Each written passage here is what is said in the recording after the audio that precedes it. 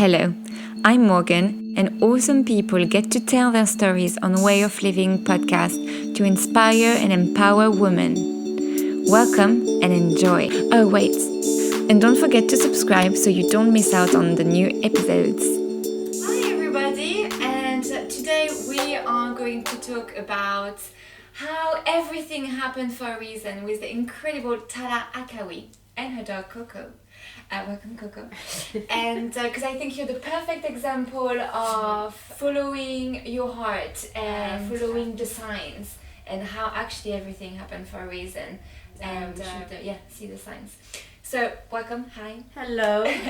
Thank you for having both of us. You're welcome. Yeah. Can you start with presenting yourself, telling us who you are and what you do? Yeah, so I moved to the UK when I was 2. I'm from a Middle Eastern background, Lebanese descent, Phoenician. My mother's from the north of Iraq. Came here when I was 2, and after studies chose to do architecture. Okay. So I read at the Bartlett, and 7 years did my master's as well at the Bartlett. That was one of the most challenging times. Especially the 2 years in the masters. That was a lot of work. It was something I hadn't, I don't think anyone can prepare you for. Really? I was sleeping under the desks. All of us were, but it was a beautiful semi-cultish, beautiful, creative time of, my life. That's when I was actually very heavy in history and theory and writing and the thesis and things. Origins, I've always been very interested with that. I was very honored to be nominated for the Royal Institute of British Architects dissertation medal. Oh, wow. And that's why this is what I was, in terms of what I'm doing now in life, I found it really interesting. So something written 10 years ago actually has a big connection with today. So that's another connection, which I've just thought about. Yeah. It's about 2012. I started my health wasn't great.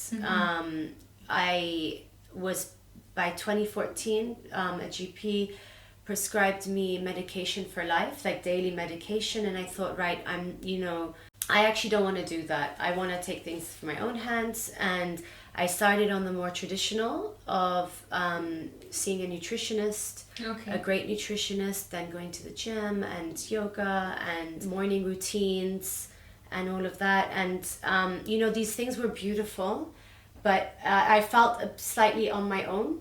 You go to a class, you go to this, I felt slightly on my own. The year after, when I found the community, that was great. But before that, I found Coco. And what was happening in my life was I'd really hit a head where I had 2 health concerns. I know she's had a long morning. It's like she's listening to what you said. Yeah, here we go again. Yeah, exactly, because she was comforting me through it. So what made you decide, okay, no, I don't want to take those meds for life. Yeah. And I want to start doing my own things, my own healing. Because it's like something you have to think about. Like, for example, I would not think about meditation will actually heal. I have an idea what you had. That's not the topic, but it's something that not everyone knows about it. That you can heal yourself using different things, not just medicine. And so I had the kind of soft intro where I had one thing going on that I wanted to kind of change and just evolve from it. So I had the soft intro, but then a few years later my life was kind of, and so many things were happening. I had 2 massive work stresses. I had things going on with my family, with my personal life, and 2 big things with my health.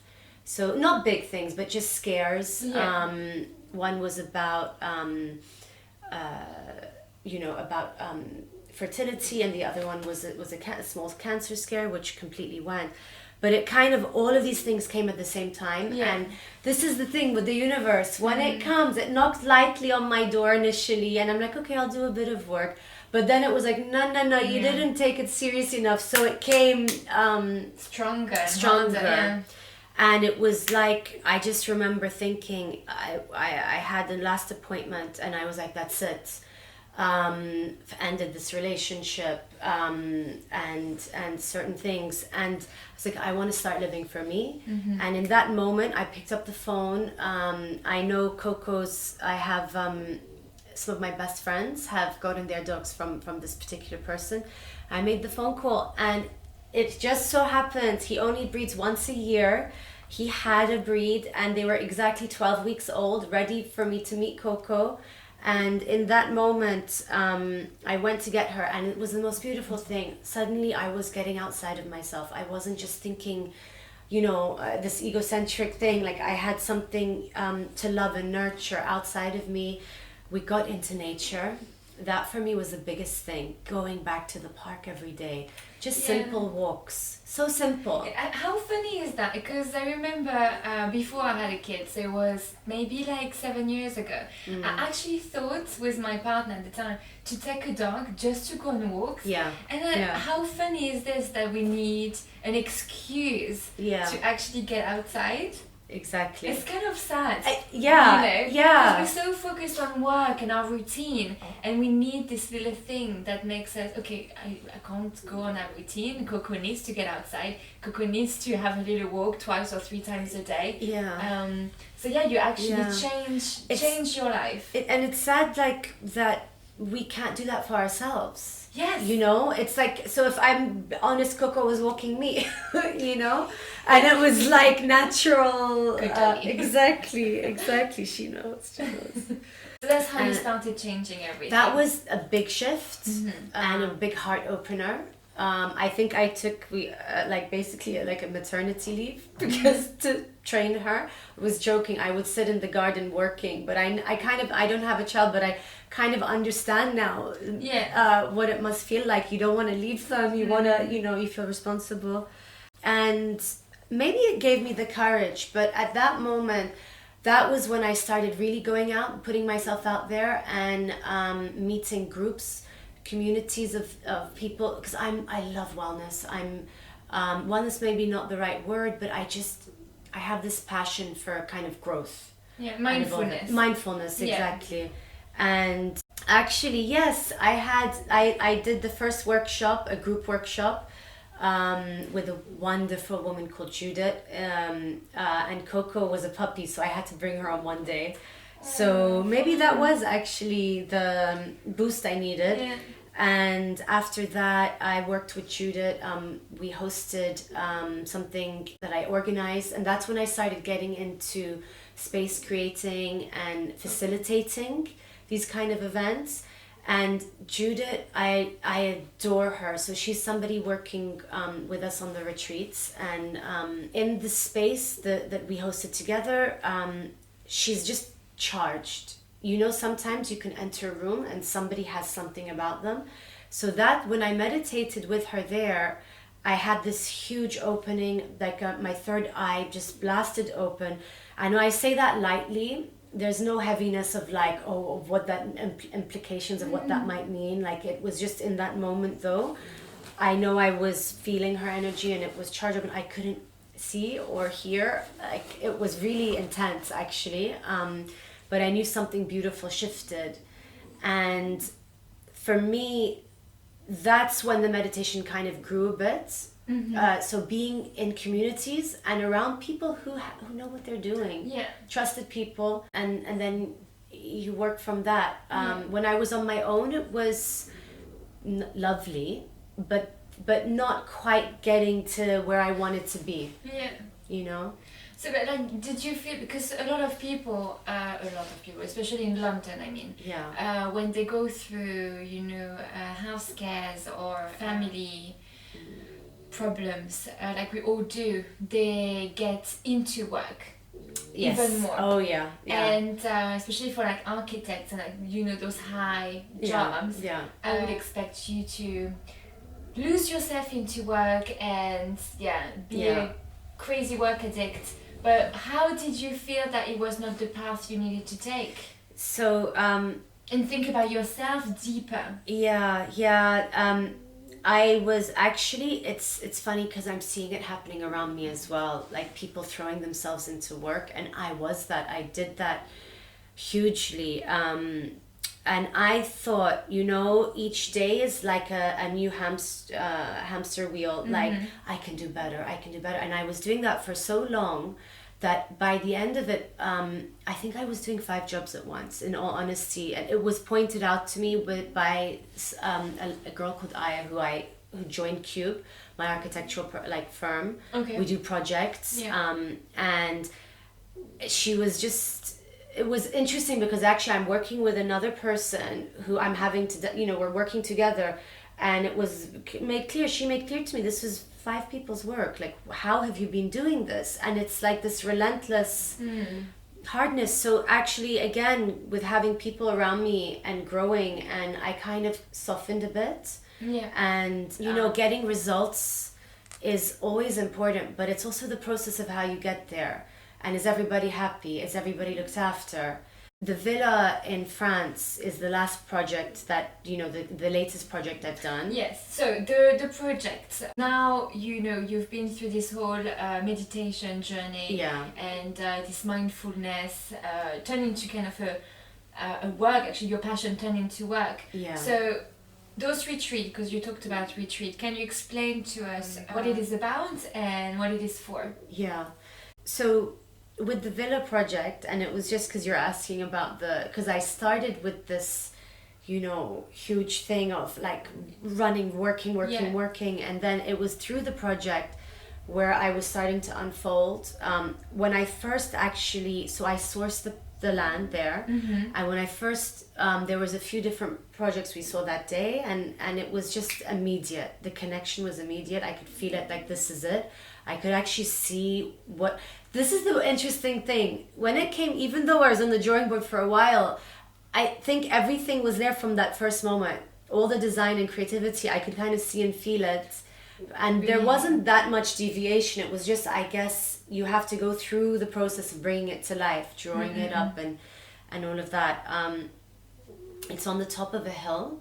You have huge expansive views from Monaco, and you can even see Italy all the way through to Cannes. So huge expansive views. You've only got a couple of neighbors, and I don't think you even get 4G there. So you genuinely living in London, right? You can feel, I go out there and the air is different. Yeah, you don't suffocate anymore. Yeah. And this was one thing in that point where I was juggling so much and doing the art of doing it actually created a bit of friction. So not so much me, but, new country, new system, new people. And so 2 systems coming together. So it was when I started to relax into things, relax into the concept of time and having to deliver on a project, and actually going with the very relaxed South of France mentality. Also, as a woman as a female architect dealing with male contractors, I'm used to that from the UK, and in France it's kind of similar, but I've felt formalities where I kind of opted to go on the formal side of, okay, this is my space, this is your space, and I won't entice anything, or I don't know where I learned that from, but actually in this project, the joie de vivre and the relaxing, and when I kind of opened that, I saw a huge change in behaviors, and then suddenly things, people, we developed friendships, we developed much easier working relationships, and going there, it just felt right. Every time I travel there, the energy's been great. I unwind. Now we're doing retreats there, and it happened quite organically and beautifully. Well, this is a whole other thing now. But yeah, you felt like completely normal. You went there kind of without knowing what you were going to get into. Yeah. She's looking at her partner. Yeah. But we don't need to deviate. But as you were saying earlier off camera, so you found this place and you were supposed to do this work with this place, and you happen to meet some people in life, and that makes you do something completely different, and you find yourself.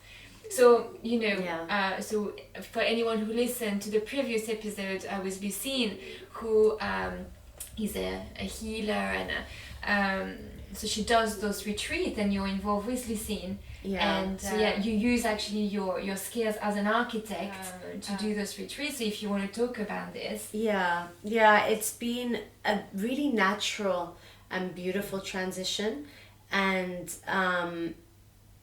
when I was referencing the thesis before, actually in there, I was mentioning about the Van Forster and the arduous snake. So the snake eating its own tail, and that because it, you know, from architect to kind of space creator and holder and retreats, you know, how did this happen? And it wasn't so much a case of, right, I'm going there. I woke up, I wanted to change my, you know, health or this, and then suddenly I'm in the space. No, it was super subtle, and it was like every day for quite a few years now, I suppose 8 years, like something has been shifting, and the snake eating its own tail is because by the time it comes round, it has a moment of self-reflection, and that's where suddenly it's a succession of moments, and where, you know, you have a chance to self-reflect on the previous moment, and then it kind of builds slowly on itself. So you're kind of circularly going and evolving. So this is for anybody who's thinking of going to a new space or a change. Like, yes, you can do a big change, but there's also something really beautiful about organically evolving, which has kind of been my case. I was saying that I had reached where I could go on my own, and I was meditating, and I was calling in and for a change, for something, and 2 weeks later I got introduced to Robin, who's also working with us on the retreats. Yeah. And she has introduced me to this whole other world as well. And she's also been a mirror for me. The new world of meditation. Yeah. And it was kind of like this big trend, like shift growth, and it's almost like the last years has been turbocharged in terms of you know, because when you have people around you who are gifted, experienced, you can really kind of you know, especially when you're creative like you. Apparently I'm a little bit suggestible, which is excellent in this space, because it means you can just go whoop, you know, I'm not so stuck or defensive, you know, so That's good. So when I thought suggestible wasn't so good before, but now actually, you know, you can harness things, harness the gifts. And the other thing that she was this big mirror for me. So suddenly, you know, you can kind of stretch and meditate all your stress away, but is that really gonna achieve much? Which was, I don't know, you know, but actually when you can see your BS, your crap, there, like, oh geez, you need to face it. And so I've passed through that of, oh wow, it was hard, but actually facing that has been really good. And it really probably getting deeper. It opens your mind, and to the shadow and places you can, you know, I was so good at saying, no, that's not me, put that there. So you didn't talk for a while? Yeah, so we didn't speak. It was really hard for you it was very hard to see. And then Robin was separately meditating, and she had this knowing. Something told her, I have to take Tala to this thing. So there was this community gathering. It was like a conscious collective. And she had this knowing to take me against all of her being. She did not want to take me, but she called me up and she says, Tala, I don't really want to talk to you, but I have to take you somewhere. I have to take you somewhere. We're going to be in the car for 4 hours. We didn't speak. I have to take you. And it turns out that in this place, it was actually Lucine's first time there too. Nobody knew each other. And we happened to be in tents next to her. So our tent was next to Lucine's tent. Wow. And Lucine was this beautiful, angelic angel. She sings beautifully. She was playing the guitar. And we stumbled across. And the interesting thing is, the moment we stepped on the grass, out of the car, suddenly our energy, Robin and I, just relaxed. Really? And all of the tension just went. And we had actually this beautiful, deep connection that weekend. And we met Lucine, and then it turns out Lucine and Robin are next door neighbors, and it also turns out that Lucine's looking for a space. I happen to have a big space, so we hosted a beautiful workshop together in London, and so all these things happened organically and super quickly, and it was just a phone call here and there, and Lucine did some beautiful work. A friend of mine was there, and she was really struggling, and in life there are certain things that I wasn't prepared for this. It was a big thing, what she was struggling through, so we thought, okay, I don't think London is the place for it, so we decided to go to France. So Lucine was going to come and help, with treats, and all of us sit together to the place that to the villa in France, which was just built. Yes, and through your work. As an architect. Exactly. And because I felt like I'd healed there. So my friend in London, it just felt there's so much chaos, and there's noise, and there's telephones, there's alcohol, and there's things like that, like I wanted to kind of remove her and really do something, and it seemed right. So we had organized this big thing, and it was actually, to be honest, it was my friend who was really keen, because she knew she wanted it. So it was going to be just the four of you? Yeah, okay. And interestingly how things work out, my friend couldn't travel in that moment. There was an issue and she couldn't come in, so it ended up being Lucine, Robin and I alone at the villa. We had private sessions, we were doing transformative breath work, Kundalini yoga, other really fun and playful things, and we kind of treated ourselves, and we just felt great. We were using the spa, the sauna, was it the second time the third time you met Lucy at that point? I think actually it was, I think you're right. It was, the first time you met her, then in London, the workshop, and then... and we just felt reborn. That's how it kind of originated. So it was just interesting that things meant to happen. So the friend that was brought this, and then wasn't there, that allowed us the space to actually, be creative and positive. And yes. Yeah. After that, is it when you decided to work with Lucine, like as using you as like an architect and like building spaces and all of that? Is this how it happened? Yeah. It felt, I really believe in this way about having a community, to having space held for, and for a week as well, where you can really unwind and get removed from the chaos. And another thing, like, so Aya, who works with me at Cube, with the project, it's another correlation of she studied the same subjects as me. She went to the same university as me, similar background, and she struggled in her university and in her course, and that's how her father phoned me. I work with him on building projects, and when he found out that I also went to the same university, he said, Tala, my daughter is passing through this, can you please speak with her? Can you? So we sat down, and you know what, it just reminded her of me. She reminded me of myself, of me, because the course it's a beautiful course. Everybody had their struggles. I'm not ashamed of that, but it was actually this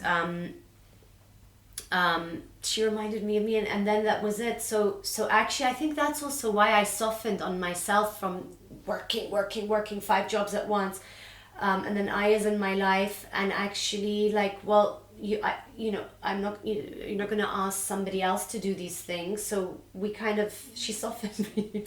As having I think that's really interesting, because as I always say, everything happened for a reason, and even if you meet someone for a second and they're meant to cross paths with you, I think the message today is get out there. Opportunities not only comes your way, you have to grab them. In my case, it was a soft progression, and I tried a lot of different things softly. So Last year was all about ice swimming and Ice swimming? Yeah, swimming in Hampstead Heath in February, and like ice showers every morning, which I think now is becoming a bit more mainstream with Wim Hof because of this show. But I've tried so many different things, and it was that kind of feeling my way. Funnily enough, Aya's back to do her master's now, which is the course I did, and she sat with in some of our sessions, so she has some of these tools now. So I feel like, and so she had a struggle initially, and now I feel like actually she's got the tools to go through. But in other people's cases, like Robin, it was this thing of my life is here. Geez, what is this life? And then exploding everything, and suddenly huge dramatic changes. So there's kind of there's you can do a huge change or a gradual. And I have a very daring character. I'm a bit of a daredevil, but interestingly, it's been actually more... She's laughing. Robin is laughing. So as daring as I am, interestingly, it's actually like been a smooth transition as well. Yeah, because you try things all the time, new things. I've had a beautiful exposure the last few years, and that's something I'm so excited about for France and the retreats, because all of these incredible teachers, we're getting the opportunity to bring them in. So there's different approaches. Like we're saying, everybody has a different approach. You might like the Wim Hof masculine, let's go ice swimming. So there are going to be weeks, some of the retreat weeks, which are going to be geared more about that. The ones coming up in April, we've got transformative breath work, which is... have you tried it? No, but I watched a video about it. It's really scary. Is it the one that you... I don't know if you know this guy, the Iceman, he's called... Wim Hof. Yeah. And like I watched some videos, and people get into states and like they can't move or... So I discovered I'm not so good with... So I did a Wim Hof. I went and met him in... we were in bikinis in Camden in an ice bath last year. That's crazy. That was adventurous, but because I love to do something 1,000%, I overbreathed. And I ended up... it got too much. I had a little pass out, and so interestingly, even though I thought I had more masculine, actually I prefer more feminine treatments. Like more gentle, and so we've got this lady called Amy, and also the scene that it's like very gentle, but then you can have these beautiful releases. So you might cry, you might laugh, you might just chill. What we're trying to do, we've got about 3 teachers per retreat, so it gives you that kind of flavor. The first one in April, we have like a beautiful Slavo, this beautiful man who plays gongs, gong baths, and massages as well.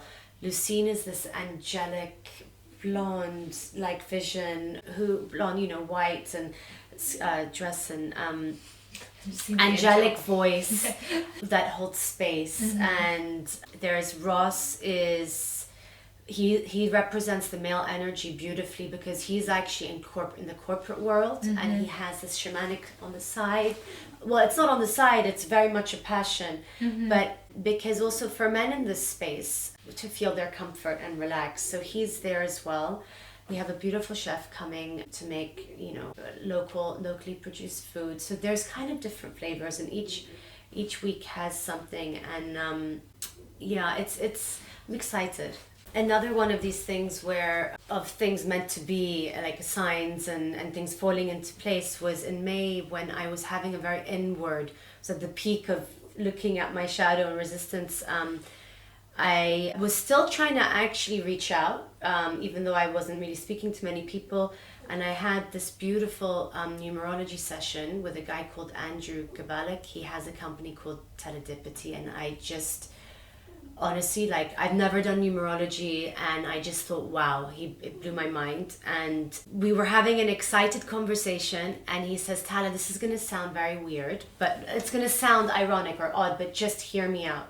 He goes, I know you're working on a side project. And I thought, yeah, I am, because I was working on this tech app for wellness, thinking, okay. And he goes, you're going to help with this side project. You're going to help people find their spirituality through the material. and I was like, what? Okay, this is not quite, but because you wouldn't think through the material, it kind of seems like a huge conflict, right?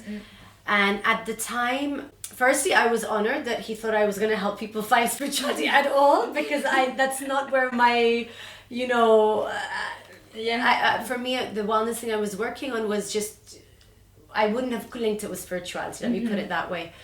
And I'm like, okay. And at that time, I was really into ceremonies and things like that. So I thought, oh, maybe I'm going to go to Bali and help people buy beautiful altars for their home or something, because I have this literal mind, this logistical mind. And he continued to say, through the material, through space making, through art and even fashion, and he said, and even finances. And I think it's actually really interesting now, because this, as much as I love to, you know, these things are interesting, I kind of put it aside after the Balinese altar didn't work. Put it aside and left it. But now when I look at things, actually, so my role with the retreats is creating the space, the built space, but also the running of it. So with home sewed furnishings and the comforts.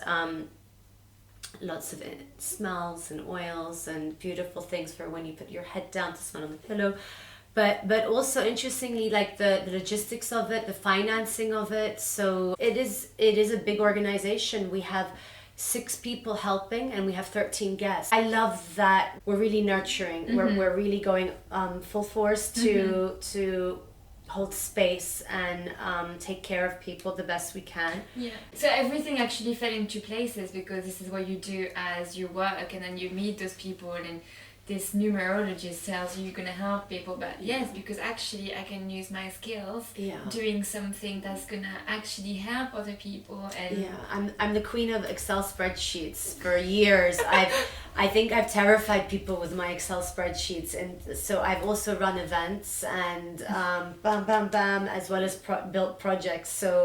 So it's kind of transferring that here. So hopefully it will be very smooth. Oh, I know it will be smooth, but yeah. So like the little fractal snake coming, transferring different skills and yeah. So the question I always ask by the end of the interviews is, do you feel successful? I know you are a successful architect, so we're not going to talk about this, but I want to go deeper. Like, what is success for you, and do you feel you're successful as a woman? That's a very big question. Yes, you know, it's a big question, and it's actually something I've been wondering myself, like, because so much of my earlier years was chasing. What am I chasing? You know, where is it happiness? Is it this? Is it fulfillment? And actually I've reached a stage now where just making that effort to be authentic and live with and act with integrity, that takes actually a lot of energy. That for me has been easier said than done. But actually, just those small things of doing that is giving me a lot of fulfillment. And I don't feel like I'm chasing anymore, actually. So the more I step into my integrity and actually do things that make me happy, like speak my truth, build those kind of relationships, I'm kind of finding that fulfillment. So in terms of success, I feel like if I keep being true, then that's it. That's, for me, that's the right path. From the architectural point, I feel like I have reached a nice place, because I can now see my portfolio of projects and you know, it's nice to visualize. I think now as you said, you need this fulfillment and you're not chasing after anything. I think now you're at this place that, you know, you just have to build over. You know, you have like the nice platform now, and you have just to build over it. Yeah. That's really interesting. Another thing as well is do you feel like you can give any tips, advices to anyone who is listening or watching? Do you have any advice for anyone who wants to be more true to themselves and not chasing after like nothing? Yeah. I found that these things, they can they can come. They just come softly and gently of these opportunities. Bringing them to life takes effort and work. So there may sometimes be this question of, oh, but it's too hard bringing it to life, because you face those challenges, so maybe it's not meant to be. Actually, that's something different, because that's that effort to actually bring it to life. But when something comes your way, like just to have an open mind, I do think morning routine really helps me with setting my day. So sometimes, even I was saying this morning, I didn't sleep that well last night, and me neither. Yeah, I don't know what it was. It was not full moon. I checked at 3 in the morning. But something happened, and I could feel it this morning. But in the past, I would be maybe hard on myself, like but this morning I thought, you know what, I put the incense. I was acting like playful. That's really good. That's when I came in. I pampered. I just thought, I let it go. I wasn't hard on my, tried not to be hard. That's interesting. And so these things come, and be positive about everything. And even if you're not feeling good, that's okay. It's okay. Something bigger is happening. And also get yourself outside. That's the biggest thing, is get yourself outside. Be with people, not all the time, when it only feels good, when you're like not to the point of reaching depletion, but meet new people, try different things. What resonates with you? It's not always. Sometimes it's popular to do something. I had to make some decisions, actually, like, okay, it seems that's the popular type of Kundalini yoga. I'm like, well, that doesn't resonate, so I tried something else. So it's really to kind of really feel in. Your gut is your intuition. It's your friend. Just to actually take a few breaths, and I know that they say the gut feeling, it has so many different names and so many different cultures, but we all have that we can feel into, and our bodies are much more clever than we think. Thank you so much. Absolutely incredible. I hope it inspires you who are listening or watching, and if you want to change career, or if you want to use what you're doing right now to do something more beautiful, or to expand your views, your knowledge, or even your skills, do it. Tala did it, so many people do it, and I really hope that it helps anyone who is listening to be true to themselves. And when they have a mirror, even if it's not the partner of life like Robin that did this for you, even if it's just someone that you meet at a pub, hold the mirror, and it's okay. Say to yourself that it's okay, and I hope that your example would be an example. And it's okay to say the hard thing, actually. Like with our friends, we can sometimes say the nice thing, the soothing thing. Yeah. But to say the hard thing is actually okay. If you can, So thank you. Thank you so much. Exactly. In a safe space. Delicately. Don't insult people.